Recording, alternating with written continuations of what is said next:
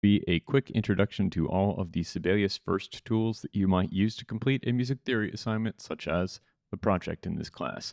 So here we are with a plain old Sibelius window. I have the Quickstart up.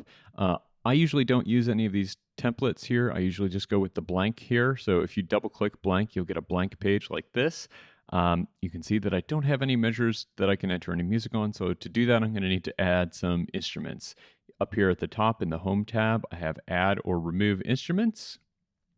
I just want a piano for this particular thing, so I'm going to select piano. It's under keyboards, or you can type piano here under Find, Add to Score, say OK, and there you go. You've got a piano staff. You can see that Sibelius has given me 1, 2, 3, 4, 5 measures. If that is not enough, you can add measures at any time. All you need to do is use the keyboard shortcut Control-B on Windows or Command-B on Mac. You can see every time I hit B, I am adding a new measure to the end of the project.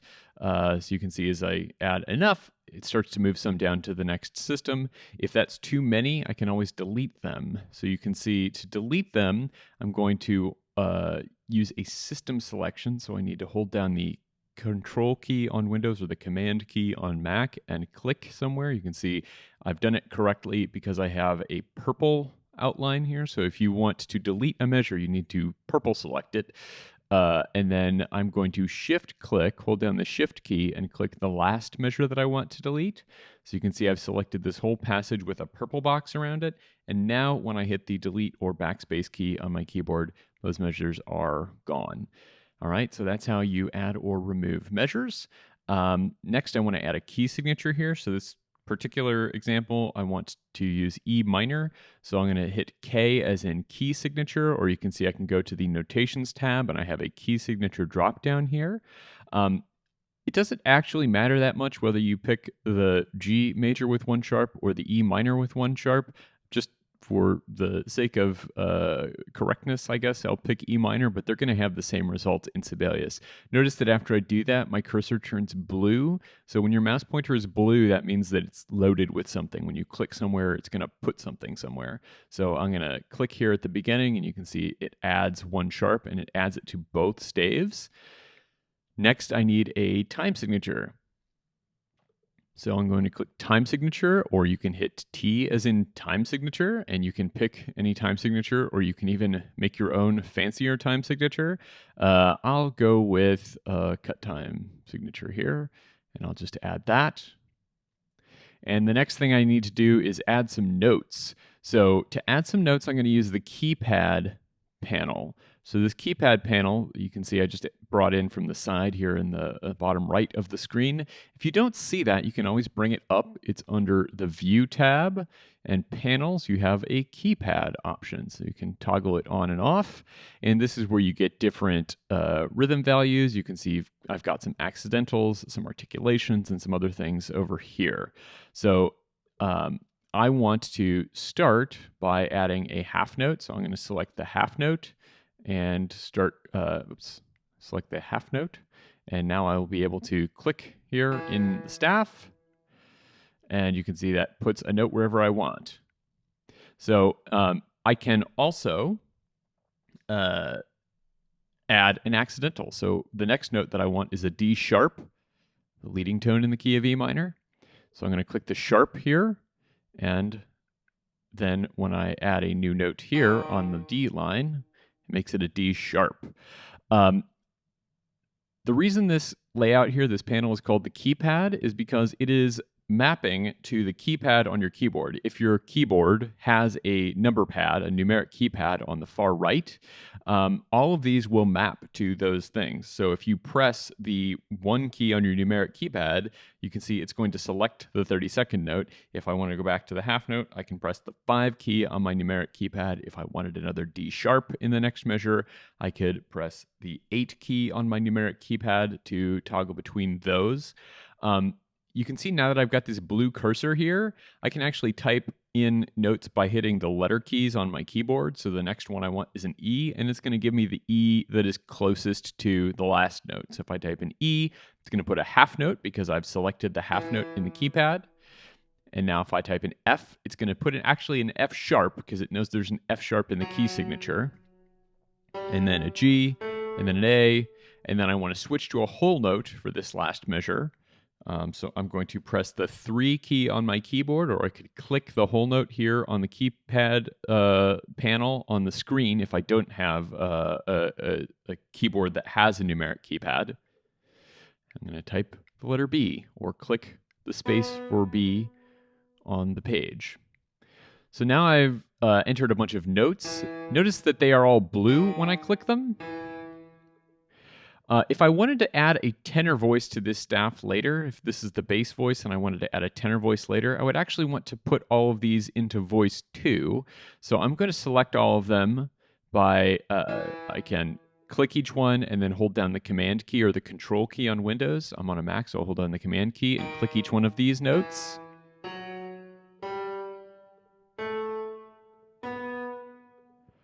And I'm going to use this little number down at the very bottom of my keypad to switch all of these to voice 2. Notice that they all turned green. That's the color that voice 2 gets. And notice that there are rests here.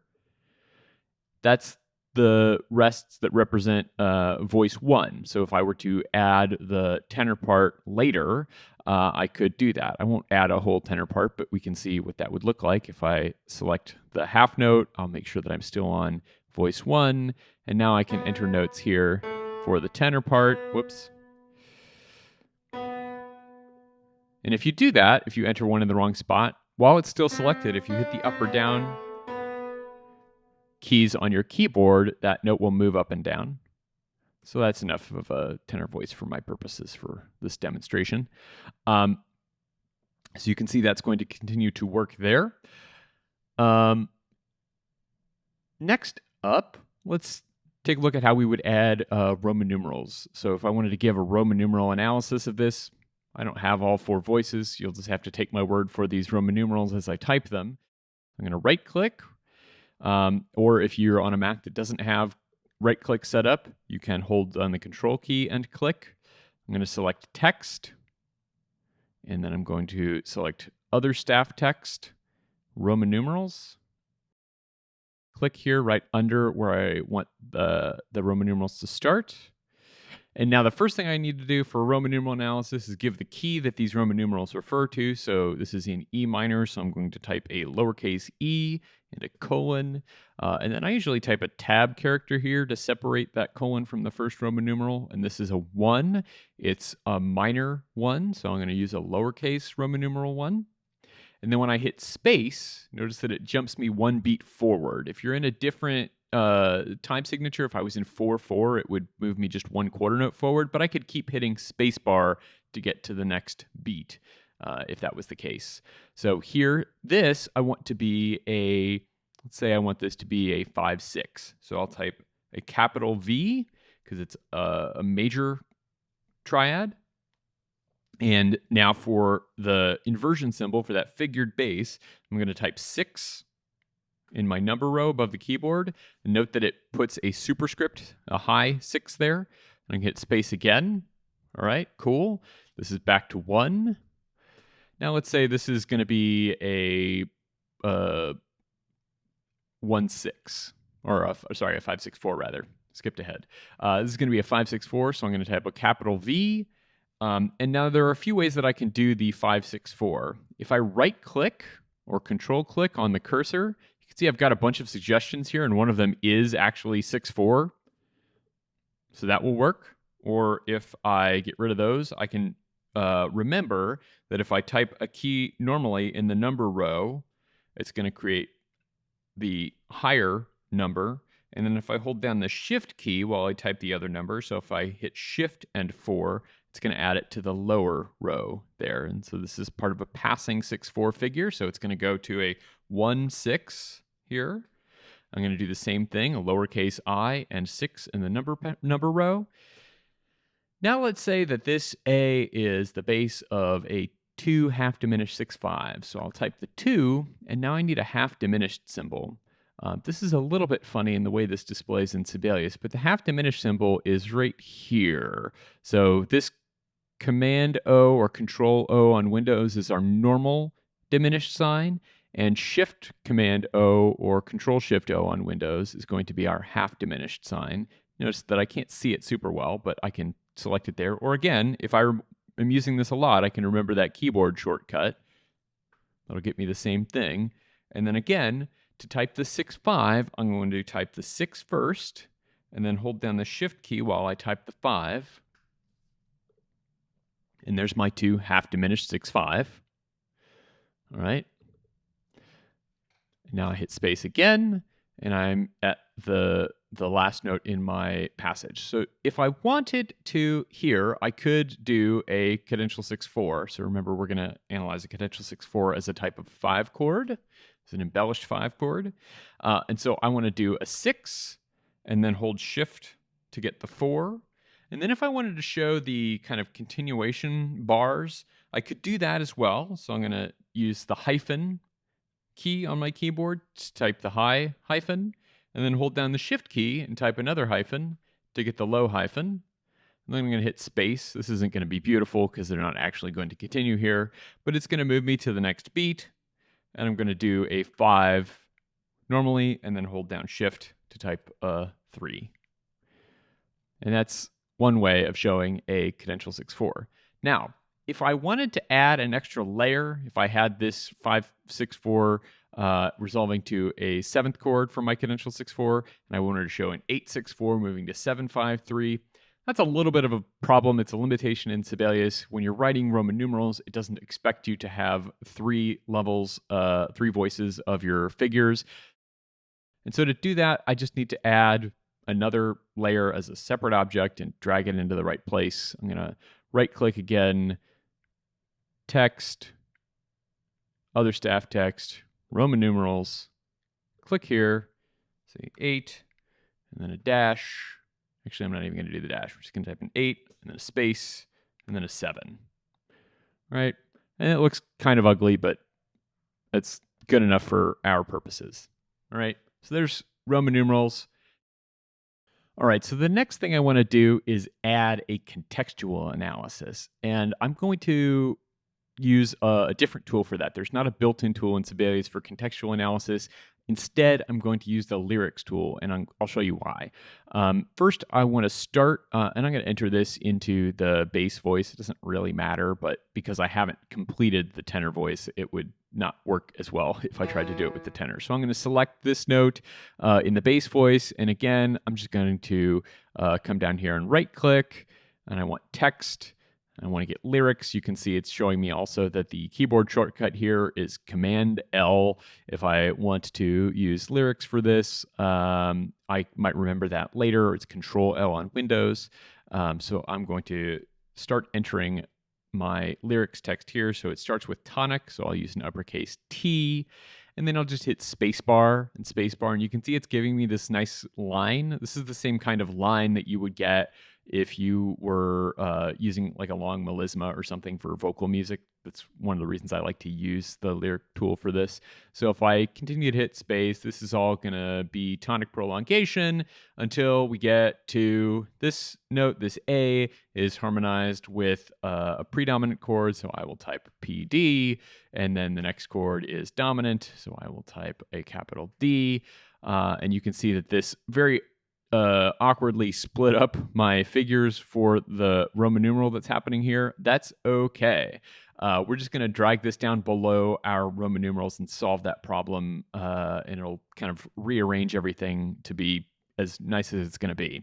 So if you remember what I did earlier when I selected all of the notes in the lower voice on the staff there, I'm going to do that same thing. So I'm going to click the T, and I'm going to hold down the Command key or Control key on Windows to get the other things. So I'm going to hold down Command to click my PD and my D. And now that I've got them all selected, I'm going to drag down. Notice that they all stay in a nice line. And as soon as I got them out of the way of the Roman numerals, those snapped back into alignment.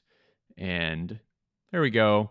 There's a contextual analysis. Now, last but not least, this is my beautiful, amazing composition, and you can make sure you should definitely do this to give yourself credit for your work and give it a clever and intriguing title up here somewhere. So there's a few ways you can do that. You can go to the text tab up here and select the title and composer objects from the text style list, or you can just do what we've been doing.